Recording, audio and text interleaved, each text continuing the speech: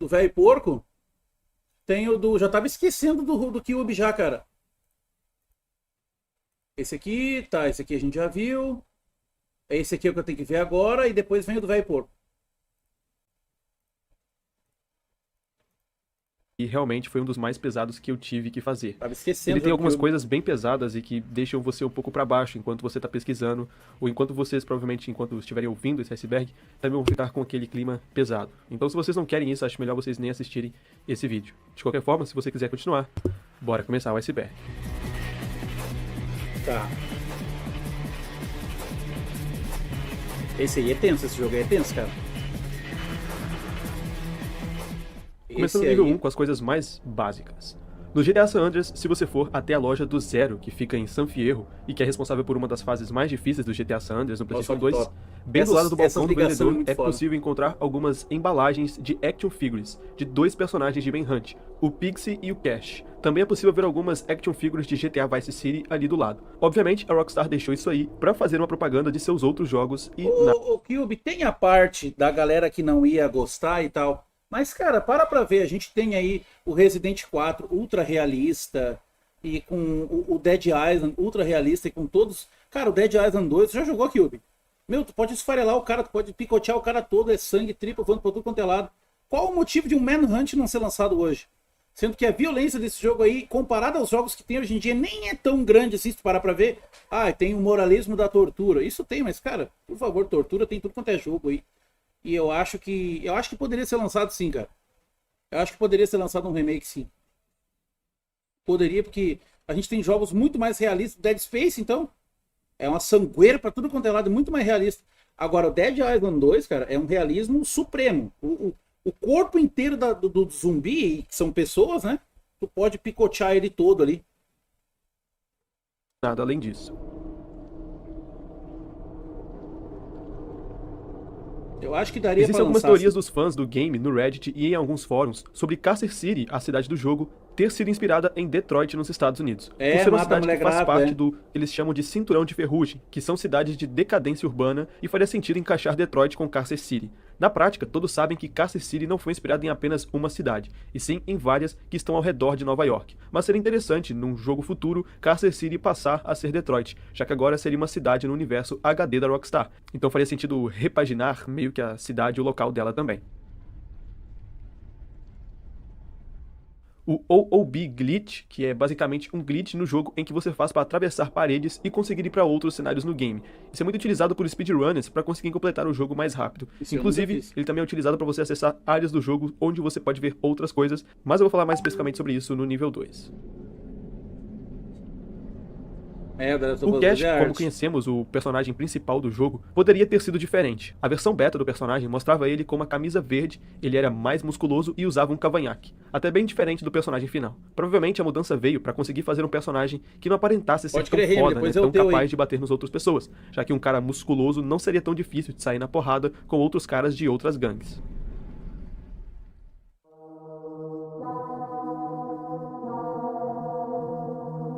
Ah, pode crer, André, legal. O próprio Bully eu acho que dá pra Barry sair, é um sim. personagem no jogo que pertence à gangue dos Smileys. No jogo, a personalidade e o jeito dele foi incorporado em vários integrantes da gangue. O Barry é representado como se estivesse usando um vestido e tá sempre falando como se fosse sua esposa. Isso acontece porque ele era casado e tinha 2 filhas, mas bebia muito e traía a esposa. A esposa dele sempre ficava brigando com ele, até que chegou um dia que ele não aguentou mais e espancou ela até a morte com um pé de cabra. Então Barry foi enviado pra prisão e enlouqueceu lá com o crime que tinha feito. Provavelmente essa loucura o fez começar a sair por aí vestindo roupas como as da sua esposa e falando coisas sobre o assassinato dela. Please, Barry, stop! I love you! No, Barry, think of the kids! Think of the kids! I only ever wanted the best for you, for us. Why are you doing this? Please, Barry, calm down! It's the drink, Barry. Think about what you're doing. Please! No, Barry, not in front of the kids! No! Pode crer, Remy. Psicopata, parece o Trevor. A maioria dos personagens do jogo tem nomes que são inspirados em assassinos reais. O Barry não é diferente. Ele provavelmente foi inspirado por Barry Prudhomme, que foi um assassino de policiais lá na Inglaterra, que ficou desaparecido durante 18 dias dentro da floresta, e por isso ficou conhecido como o Fantasma da Floresta. Depois de ter sido encontrado pelos policiais, ele pegou uma arma e atirou na sua cabeça. Existe uma teoria que é levada bem a sério por Cara, várias esse jogo pessoas é que foda, jogaram quem não Manhunt jogou, e Bully. Muitos tem que dar uma dizem que o chance. Jimmy Hopkins é o James Cash de Manhunt. Isso porque o Bully faz algumas referências ao universo de Manhunt. Outro jogão. Por exemplo, se você for em uma casa no jogo, você vai conseguir escutar o que seria alguém como fazendo um som de porco e um barulho de serra elétrica no fundo. Ah, esse eu não sabia, assim. Isso aí é E também, easter egg, eu não sabia. supostamente, eu nunca encontrei, mas dá pra você ouvir pessoas falando sobre o Starkwater enquanto você tá andando na rua no Bully. Outra coisa que as pessoas levam bastante a sério nessa teoria é a semelhança entre o Jimmy e o Cash. Eles realmente são muito parecidos, mas acontece que essa teoria não faz muito sentido se você pegar as datas em que cada jogo se passa.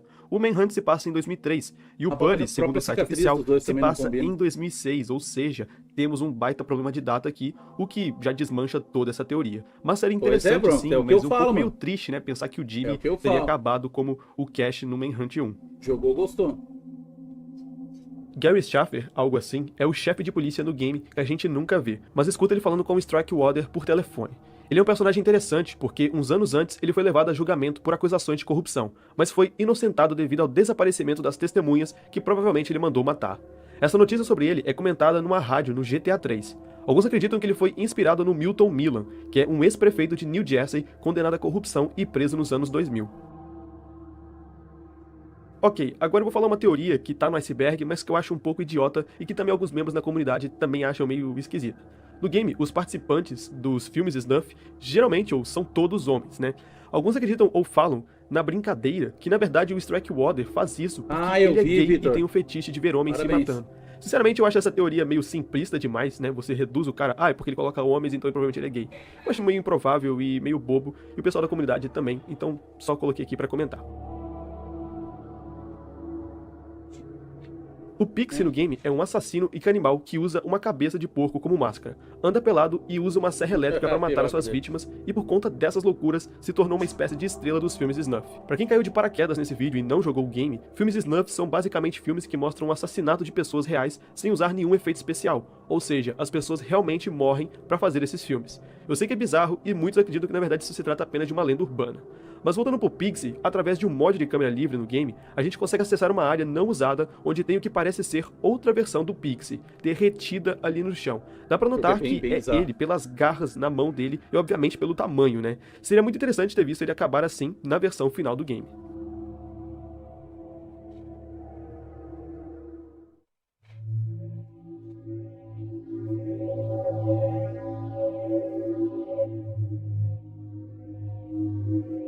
Existe uma teoria na comunidade do game que os desenvolvedores e designers tiveram que assistir filmes Snuff para fazer as mecânicas de combate e a caracterização dos personagens. Muitos comentam sobre isso achando bizarro. Particularmente, acho a teoria bem plausível e comum.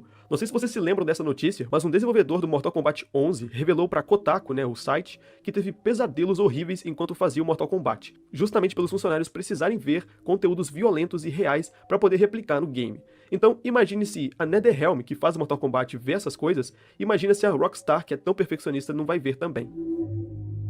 No Mortal Kombat 11... Em 2004, eles um jovem não de 17 anos, chamado escaparam Warren isso. LeBlanc, convidou um garoto de 14 anos, que era seu amigo, chamado Stephen, para conhecer umas garotas num parque da cidade deles, lá na Inglaterra. No local, o Warren esfaqueou e bateu no garoto com o martelo diversas vezes e o matou. O Como Warren tem foi gente levado ao filha da tribunal puta, né, e foi cara? condenado a 14 anos de prisão. Depois disso, a mãe de Stephen disse que o assassino tinha se inspirado no Manhunt para cometer os crimes. Muito provavelmente, o Warren confessou isso durante a audiência e a mãe contou depois pro jornal. Um caso bizarro que ajudou o jogo e a sequência a serem banidos na Inglaterra diversas vezes, com a alegação de que um jogo de maiores de 18 influenciava crianças a matar Nada a pessoas. ver. Teve esse papinho, né? Existe uma Eles teoria querem da porque quer comunidade dizer que que diz o que o jogo- Cash cometeu suicídio após os eventos do jogo, já que ele não é mencionado no segundo game. Seria fácil acreditar que ele cometeria suicídio após tudo que ele passou e viu durante o primeiro jogo. Mas eu particularmente acho que ele conseguiu encontrar algum caminho depois dos eventos do jogo, já que ele também é um homem bem frio. Não é tanta gente que mata tantas pessoas de formas tão malucas como ele. Espero que ele ainda seja mencionado num jogo futuro da Rockstar. Quem sabe num próximo Esses Manhunt. jogos só não tiveram mais porque vendeu bem pouco, cara. Ok, Manhunt, esse Bully, é infelizmente realmente venderam bizarro. bem Se pouco. tu tiver estômago fraco, nem veja. Mr. Nasty é o nome do personagem mais misterioso do game, e é mencionado no manual do jogo chamado Valiant Video Enterprise. Além disso, na época em que o jogo foi lançado, existia um site chamado valiantenterprise.tv, onde quando você entrava nesse site, você escutava a voz de um cara que acredita-se que seja esse tal Mr. Nasty. Valiant Video Enterprises. Real hardcore, real fetish, real brutal. Videos made to order. New members only interactive forums. Now at www.valiant-ent.tv. Nesse site, a gente também encontrava diversas coisas que ele vendia, como máscaras, ferramentas e os filmes Snuff. E Para o Ark, jogo, ô, acredita-se Anderson? que ele seja o financiador dos filmes Snuff, e ele seria o cara que realmente está por trás de tudo no jogo.